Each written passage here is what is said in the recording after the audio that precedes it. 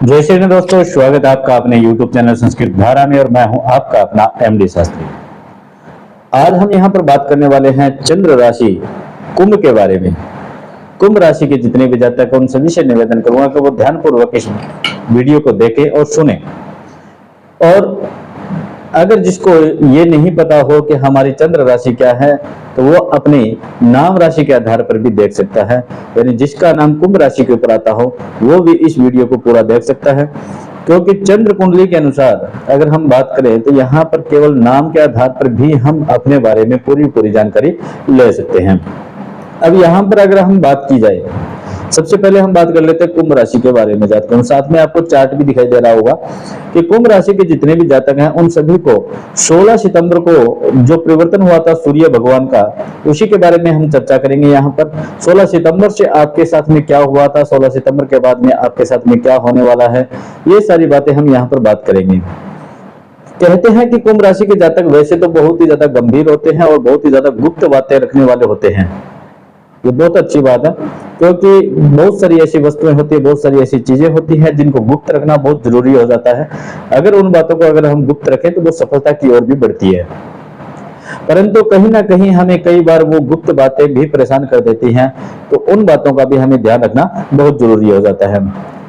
यहाँ पर जो हम चंद्र राशि या नाम राशि के आधार पर जो मंथली चंद्र राशि के बारे में बतलाते हैं या बातचीत करते हैं, तो उसके आधार पर आप वीडियो को देखते हैं और हमारा मनोबल क्या है, हम किस लिए आपके पास में ये बातचीत लेकर के या वीडियो लेकर के आते हैं कि हम आपको सावधान कर सकें, हम आपको वो चीजें सारी चीजें बता सकें जो पॉजिटिव और नेगेटिव दोनों ही चीजें हमारे साथ में घट सकती है या घटती है। बहुत सारे ऐसे ज्योतिषी होंगे जो आपको केवल अच्छी अच्छी बातें ही बताते होंगे, परंतु मैं ऐसा नहीं करता हूं। हम क्या करते हैं कि केवल जो स्टिक बातें हैं उसी के बारे में हम चर्चा करते हैं, और जो बातें हमें ये लगता है कि यह ऐसी भावना या ऐसा इस घर के माध्यम से, ऐसा इस ग्रह के माध्यम से ऐसा हो सकता है, वही बातें हम यहाँ पर करते हैं आपके साथ में। यहाँ पर अच्छा और बुरा दोनों के बारे में हम बात करते हैं, क्योंकि ये जरूरी है कि अगर हमें इस बात का पता चल जाए कि हमारे साथ में इस प्रकार करने से इस प्रकार की घटना हो सकती है, तो हम उससे सचेत हो सकते हैं। और मेरा मानना यही है कि मैं आपके थोड़ा सा भी काम आ सकूं, इस वीडियो के माध्यम से सचेत कर सकूं, थोड़ा सा भी आप मेरी बातों को सुनकर के अगर सचेत हो सकें, ध्यान पूर्वक सुन करके इसको मनन कर सकें, तो ये मेरे लिए बहुत बड़ा एक उपहार के रूप में होगा। चलिए फिर हम बात कर लेते हैं आज की कुंभ राशि की चंद्र राशि के बारे में। ठीक है, आज हम बात कर रहे हैं, जैसे चार्ट में आपको दिख रहा है कि 11 नंबर लिखा है, यानी वो कुंभ राशि यानी आपका लग्न है।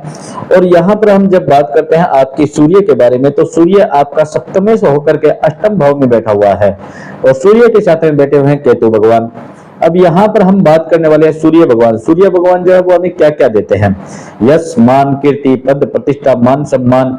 और पूर्वजों के साथ में, बुजुर्गों के साथ में हमारा अच्छा व्यवहार करना और हमें उन्नति देना और आर्थिक स्थिति में मजबूत करना, किसी पद के ऊपर प्रमोशन देना या किसी पद के ऊपर हमें स्थापित कर देना, ये सारी चीजें क्या होती है, ये सूर्य भगवान हमें देते हैं। परंतु अभी क्या है कि अष्टम भाव में आकर के सूर्य भगवान विराजमान हुए हैं 16 सितंबर को। तो अष्टम में सूर्य को कभी भी उत्तम नहीं माना जाता है, क्योंकि अष्टम भाव जो है वो घटना का होता है, दुर्घटनाएं जिसे कह सकते हैं, घटनाओं का होता है, रोग का होता है, शत्रु का होता है और हानि का होता है। जैसे वो धन हानि हो जाए या फिर किसी प्रकार स्वास्थ्य में दिक्कत आ जाए या फिर कोई चोट वगैरह लग जाए, इन सभी वस्तुओं का जिसे कहते हैं अष्टमेश भाव। ठीक है, और गुप्त चीजों का भी जो होता है वो अष्टम भाव होता है। परंतु आपका जो सूर्य है वो पंचमेश है, यानी जो 5 नंबर लिखा हुआ है वो सूर्य भगवान का स्थान है, परंतु वो अभी 16 सितंबर को अष्टम भाव में आ चुके हैं, जो अपने खुद के घर में भी नहीं है। साथ में इस स्थिति में उसको उत्तम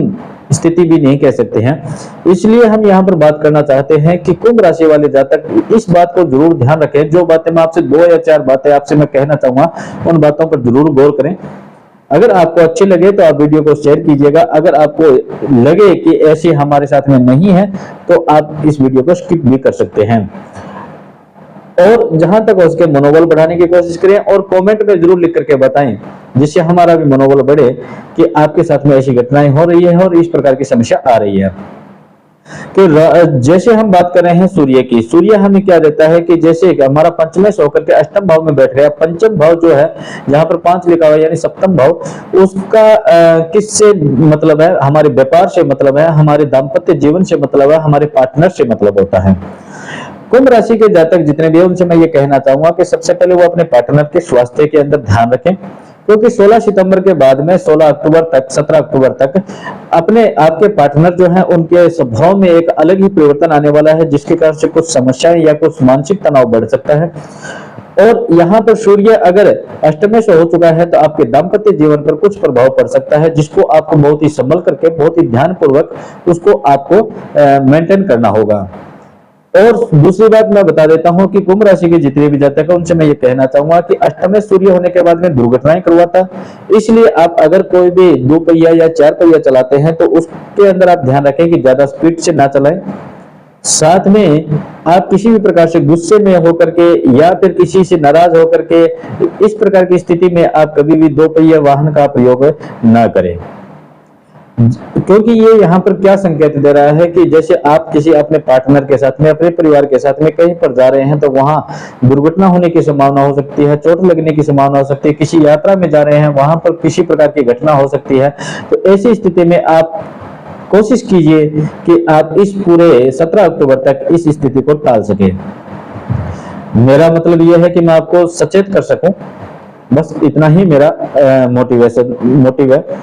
और यहाँ पर जब केतु विराजमान हो जाते हैं, सूर्य जो है वो प्रकाश है और केतु जो है वो अंधकार है। सूर्य हमें पद दिलाता है, सूर्य हमें आर्थिक स्थिति मजबूत करता है हमारी, परंतु केतु क्या करता है, केतु हमें पद से मुक्त कर देता है। केतु जहां पर अष्टमेश बैठा होता है तो ये हमें वैराग्य की ओर उत्पन्न करता है, हमें आध्यात्मिक की ओर बढ़ाता है, पूजा पाठ इत्यादि, देवी इत्यादि में, देवता इत्यादियों में अग्रसर करता है हमें। वो अच्छी बात है, बहुत अच्छी बात है।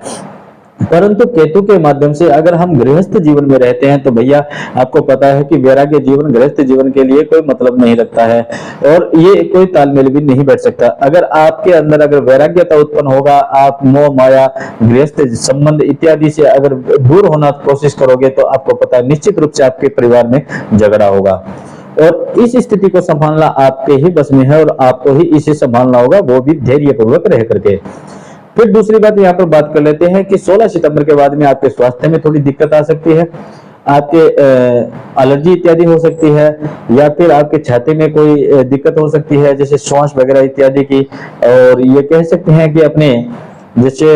एसिडिटी इत्यादि की भी कह सकते हैं, उसकी भी दिक्कत हमारे हो सकती है। सर में दर्द की भी हो सकती है, कमर में दर्द की भी आपको प्रॉब्लम हो सकती है। तो इन सभी प्रकार की अगर दिक्कत 16 सितंबर के बाद में अगर स्टार्ट हो रही है तो आप कमेंट करके जरूर बताना मेरे को। और साथ में हम यहाँ पर बात करना चाहते हैं कि केतु के माध्यम से आपको बहुत सारा लाभ भी मिलेगा। ये नहीं कह सकते कि केतु के माध्यम से आपको केवल खराब ही खराब मिलता है, आपको लाभ भी मिलेगा। कुंभ राशि के जितने जातक हैं उनकी अगर बहुत सालों से, बहुत समय से अगर दवाई चल रही है तो केतु के माध्यम से आपकी उन दवाइयों में बड़ा ही निजात मिलेगा। आपको कोई बीमारी चल रही है तो उसके अंदर आपको आराम मिलेगा, आपका स्वास्थ्य में सुधार होना प्रारंभ हो जाएगा। और साथ में अगर यहाँ पर हम बात करें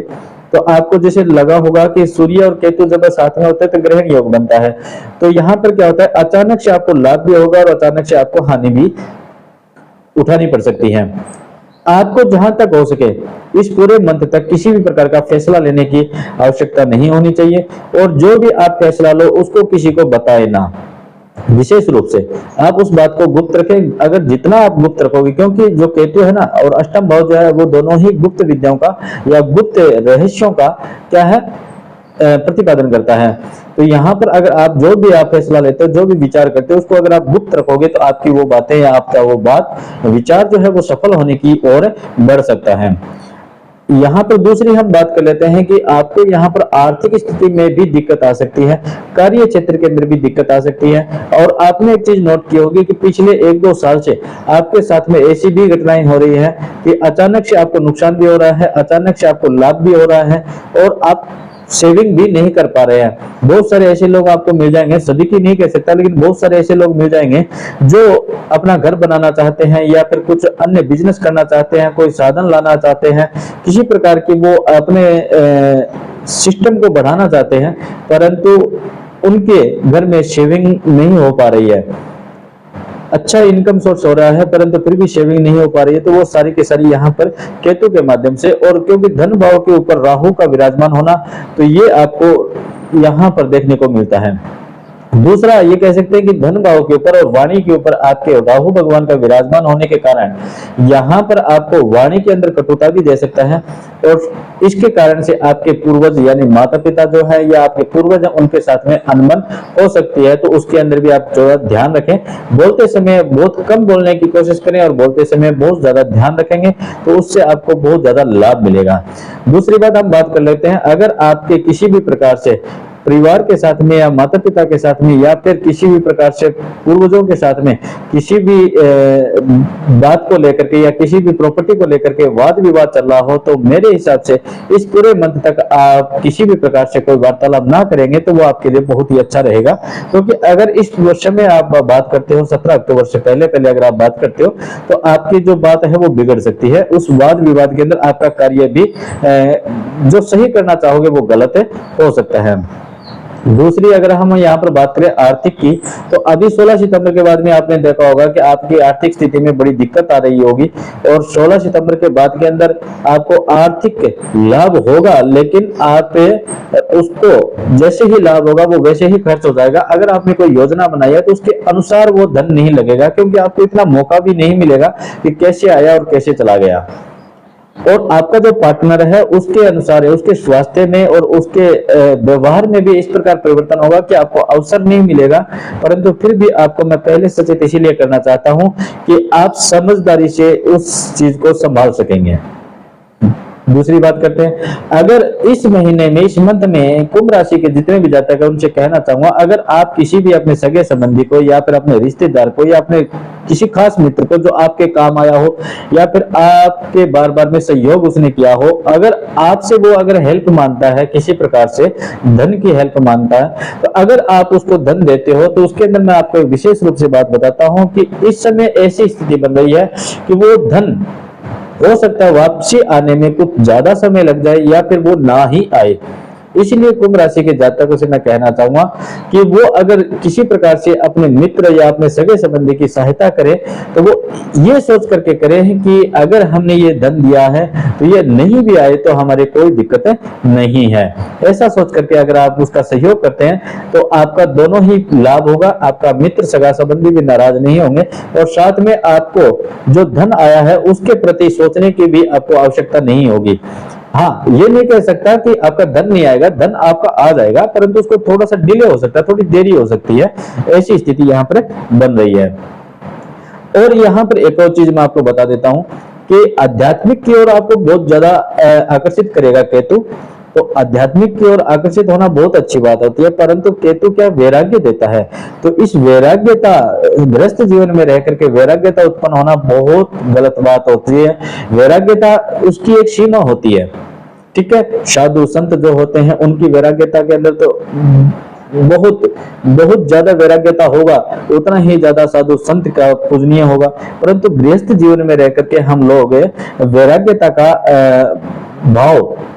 उतना ही रखें जितना हमारे गृहस्थ जीवन को ना बिगाड़े। इसीलिए इस पूरे मंथ तक आप ध्यान रखें कि आपको कहीं, क्योंकि वैराग्य क्या करता है, गाड़ी घोड़ा रिश्तेदार और भाई बंधु या फिर अपना गृहस्थ जीवन इन सब से दूर करता है, और हम गृहस्थ लोग जो होते हैं उनको अगर इन चीजों से दूरी बनानी पड़ेगी तो हमारा गृहस्थ जीवन खराब होने लग जाएगा, हमारे पार्टनर के साथ में झगड़ा होने लग जाएगा और हमारा जो परिवार है वो बिखरने लग जाएगा। इसीलिए मैं चाहता हूँ कि वैराग्यता होनी चाहिए, लेकिन इतनी वैराग्यता हो, आध्यात्मिकता हो, उसमें पूजा पाठ की ओर ज्यादा बढ़े, आप भगवान में अपने कुल देवी देवता, जैसे अभी पितृ श्राद्ध चल रहे हैं तो श्राद्ध यानी पितरों के निमित्त आप कुछ ना कुछ करते रहिएगा और उनके प्रति आप पूजा पाठ ज्यादा कीजिएगा, नाम जप कीजिएगा, और जितना उसके उतनी आप अपने नाम जप को अग्रसर कीजिएगा, गुरु का जप कीजिएगा, ये वो आपके लिए बहुत ज्यादा लाभदायक होगा। और इस मंथ के अंत में जाकर के आपको धन की भी आवश्यकता पड़ेगी, इसलिए आप ये कोशिश करना कि इस मंथ के अंत में आपको किसी से लोन लेना या किसी से मांगना ना पड़े या किसी के चेहरे की ओर ना देखना पड़े। इसलिए आप अपनी सेविंग ऐसी कोशिश करना कि उस वक्त आपको जब आवश्यकता पड़े तो उस वक्त आपके पास में आपकी खुद की सेविंग हो, ये आपको जरूर कोशिश करनी होगी। और साथ में मैं विशेष रूप से कहना चाहूंगा कुंभ राशि के जातकों से कि साधन से दूर रहने की कोशिश कीजिएगा। ये जो एक महीना है ये आपको दुर्घटना या घटना होने की संभावना दिखा रहा है, इसलिए जहां तक हो सके इन सभी चीजों से बच करके रहें, जिससे कि यहाँ पर चोट लगने की इत्यादि की जो संकेत मिल रहा है केतु और सूर्य के ग्रहण योग के कारण, तो आपको उससे बचना होगा। यही जो बातें हैं वो आपसे मैं इसलिए बता रहा हूं। यहाँ पर जो अगर अच्छी बातें हम बात करना चाहें तो आपके लिए जैसे बात करें करियर के बारे में बात करें तो ये जो मंथ है ये थोड़ा सा मानसिक तनाव दे सकता है। लाभ भी होगा परंतु वो चला भी जाएगा, हमें पता भी नहीं चलेगा। स्वास्थ्य की दिक्कत आ सकती है और पार्टनर के स्वास्थ्य में भी दिक्कत आ सकती है, व्यवहार में भी दिक्कत आ सकती है, या फिर कोई चोट इत्यादि भी लग सकती है। तो इन सभी से बचना हमारा जरूरी है। हर बार जरूरी नहीं है हमें अच्छी अच्छी बातें मिले, लेकिन हमें अगर जैसे कह सकते हैं कि डॉक्टर ने दवाई दे दी और उसका अगर परहेज नहीं बताया तो फिर वो दवाई कभी काम नहीं करती है। इसीलिए हम ये कहते हैं कि आपको अच्छी और पॉजिटिव और नेगेटिव यानी अच्छी और बुरी दोनों बातों के बारे में बतलाते हैं। अच्छी बातें जो आपके कानों को सुनने में अच्छी लगती हो और बुरी बातें जो जिससे आप सचेत हो सको, ये दोनों बातें आपके लिए हितकारी होती है। और इसीलिए कहा गया है कि हितम मनोहारी च दुर्लभम बचा। हितकारी जो बात होती है वो कानों को अच्छी नहीं लगती है और जो कानों को अच्छी लगती है वो कभी भी हितकारी नहीं होती है। ये दोनों ही बातें हमेशा एक साथ कभी प्राप्त नहीं हो सकती है। ये चीज हमेशा याद रख लेना, क्योंकि सत्यता हमेशा कड़वी होती है। और जिसके साथ में इस प्रकार की अगर घटनाएं हो रही है तो वो कमेंट में लिख करके जरूर बताइएगा। और आपसे हाथ जोड़ करके निवेदन है कि आप इस वीडियो को अगर आपको अच्छा लगे तो आप शेयर भी जरूर कीजिएगा। जय श्री गणेश, राधे राधे।